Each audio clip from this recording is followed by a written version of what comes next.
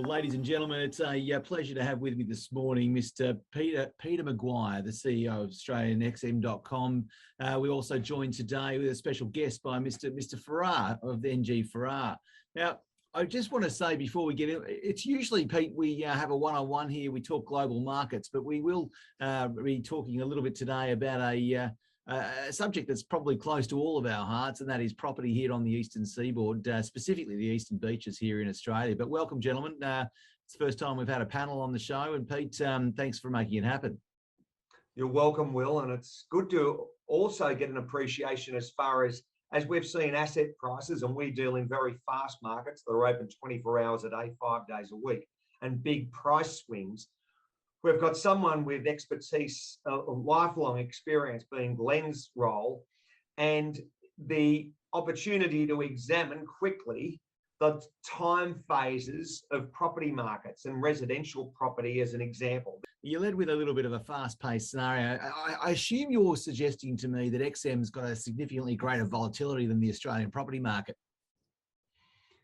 Well, when we saw on Friday, Will, crude oil prices falling 13%, then that really gave us, I think, a wake-up call, and there was a great degree of trepidation over the weekend. How is New York going to face Monday? Well, the markets they've boomed to the upside. NASDAQ was up very, very strongly, S&P 500 and the Dow, all in very positive territory, and that sentiment seems to have waned significantly. We've had a very nice push to the upside as far as crude oil prices also.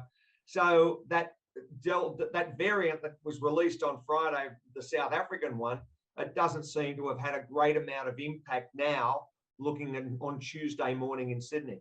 Well, as we know, we talk about volatility, we talk about growth, we look for competitive advantages and the signals that drive market behaviour. Yeah, very much so, Will. So it just seems to be, onward and upward, green lights, green shoots. And from where we're looking now, it seems we've put that behind us, and moving forward, it could be a nice week ahead as far as opportunity, volatility on the market, US dollar index all over the shop, and currency trading, a big highlight of our week.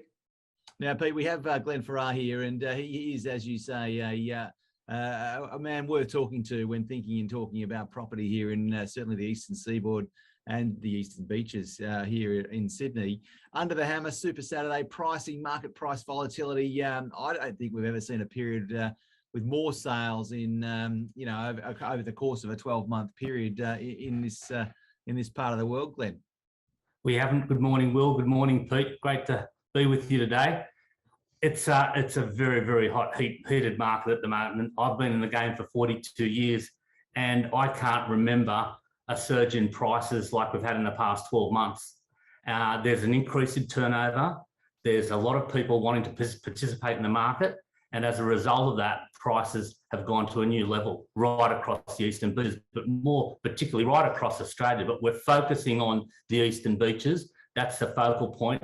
And the surge we couldn't have predicted this surge because we thought we were coming off a bit of a high point, 2017, 2018. But as soon as COVID hit, Australians couldn't travel. They couldn't spend money the way we are spending it. They decided to really focus on their own homes, their households, and combined with a very, very low interest rate, probably the lowest in our history, we've seen prices continue to rise at a level that most agents haven't experienced before. I haven't experienced it in my time. Well, what we're talking about here is the property as an asset class. I mean, it's very different to the trading that we see on XM. XM's all about the interest rate. It's all about the movement. It's all about the inflation. Are we seeing pockets here of, if you like, hypergrowth that perhaps aren't being seen in other parts of the country? And will it continue? Well, Will, that's always the $64 question. I'll pass it over to Glenn for his views, but the point that we've got to be very conscious of is record low interest rates, as Glenn referenced, but that's a global phenomenon. So we're very conscious where we've got even negative interest rates in the likes of Japan or Switzerland, where we give you give the bank $100 and you get 99.8 back. So that really demonstrates where we are as far as a global interest rate mindset. you're going to see a lot of expats coming back home, tens of thousands of them over the next 2 to 3 months, that they want to buy property, and they want to buy property in the best part of Sydney. And a lot of people consider the Eastern Beaches the best part. Then you've got a business migration scheme that just focuses on people who have got high wealth individuals who are coming into the country, and that's the first thing they do is they want to buy a home. So that's going to put added pressure on the property market, especially in these eastern coastal areas. The areas that we're focusing on is Bronte, Coogee, Randwick, and I can't see any pressure coming off that Bronte, Coogee, Randwick market. For those areas, I think in 2022, you'll see, as the banks have predicted, probably an increase of around 10%, and could be more depending on the amount of properties for sale. If people decide to hang on and the volume's not there, you'll see an upside. Glenn, I'm going to throw a couple of charts up on screen and we'll briefly touch on them. The first chart we will see shortly is the median sales price versus the number of houses sold in Bronte.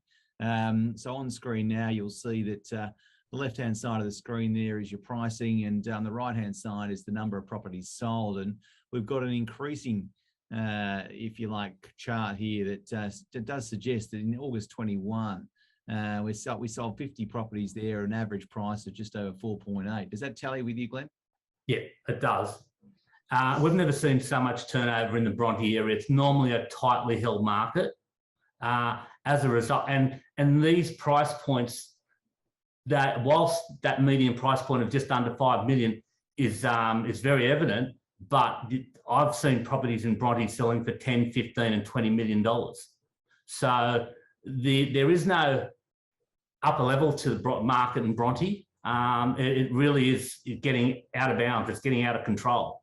But the volume is there, which is positive for people who are looking to buy, because buyers want choice. So there is a little bit more choice. It's still a relatively small suburb, so that is also putting pressure on prices because there's only a limited amount of stock available at any one point in time. Glenn, let's take a quick look at Coogee. Similar sort of story. We've got an outperformance here. Again, we're looking at the price on the left and the number of properties sold on the right. 60 properties, just over 3.5 million, or just under 3.5 million, really. That's significant. It's significant. It is. And if you look back in the history books, even between 2015 and 2019, we didn't have that sort of volume each year, calendar year on calendar year. So an increase in volume, an increase in price point, it's all coming down to a lot of confidence in the marketplace, and a desire for lifestyle properties. When you're talking about lifestyle, people they get caught up. They're not really thinking about, well, I've got a budget. They're thinking about their lifestyle. They want to be within a walking distance to the beach. They want to be en route to the city. They want to be looking, if you've got an ocean view, that sort of encapsulates that lifestyle. So they're factors that you can't really quantify and put a price point on. And when these properties are going to auction is the preferred method of sale in these areas. We're seeing properties going, in some cases, $1, $2 and $3 million over the reserve price, which is really, it's great for the vendor who's selling the property, but buyers are becoming disillusioned because of that increase in price. And all of a sudden, there are new precedents created all the time. And the auction process is the only process that will really determine the market value in a rising market. Vendors have to go to auction, otherwise they will literally be costing themselves a lot of money. And look, final suburb to take a quick look at today for comparison, Randwick, slightly back from the beach, but just as busy, just as aggressive in terms of the selling. The numbers here on the numbers of properties sold are much higher, closing up on closer to 150. Average price sort of sitting there at 2.8 to 3. Huge volumes of properties sold there. Well, Randwick is a city in itself. There is no doubt it's got more infrastructure than I think any other suburb in Sydney. It's got a race course, Centennial Park, it's got the hospital, it's got the University of New South Wales, just to name a few. It's adjoining Coogee, and from a lot of from a lot of places in Randwick, you can see the ocean. Centennial Park is a massive draw card for buyers. It's nearly as popular as being close by to the beach. So when you've got that infrastructure in Randwick and they're spending, I think it's about $50 to $100 million expanding the Prince of Wales Hospital. It's going to create 3,000 extra jobs in Randwick. Randwick is a suburb that will continue to grow. People want to live there for convenience. They've recently completed the Southeast Rail network that goes through Randwick, goes straight into the city. Another reason for convenience, getting into the city. If you work in the city and you live in Randwick, you literally jump on the light rail, you're in the city in 10 to 15 minutes. As in Coogee, you can get in the market in Randwick. You can buy a 2-bedroom unit in Randwick for anywhere between $800 and $1 million. But also we've seen properties in Randwick close to Centennial Park selling. We sold one recently for just under $7 million, $10 million. So like the coastal suburbs, big surge in those freestanding homes on decent blocks of land, close to the park, en route to transport, close to infrastructure. Well, guys, I think we've plenty to talk about, and we can certainly spend more time talking about property. I think it's every Australian's favourite subject. Pete, if you want to give me a fast minute on terms of global market and impacts as we see out the week from an XM perspective, take me through it.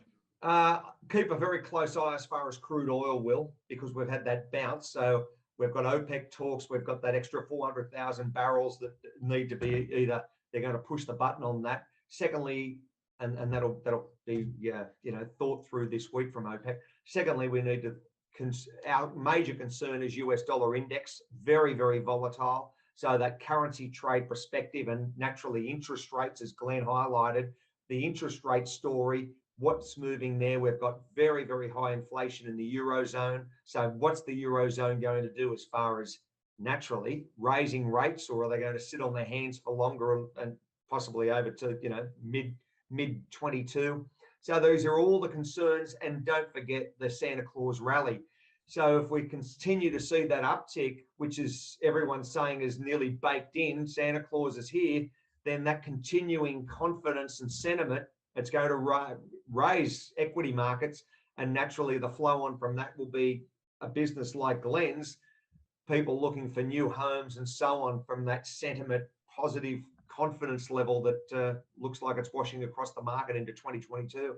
Rightio. Well, that's a wrap there, guys. So thank you, gentlemen. It's been fun. Thanks, Will. Thanks, Pete.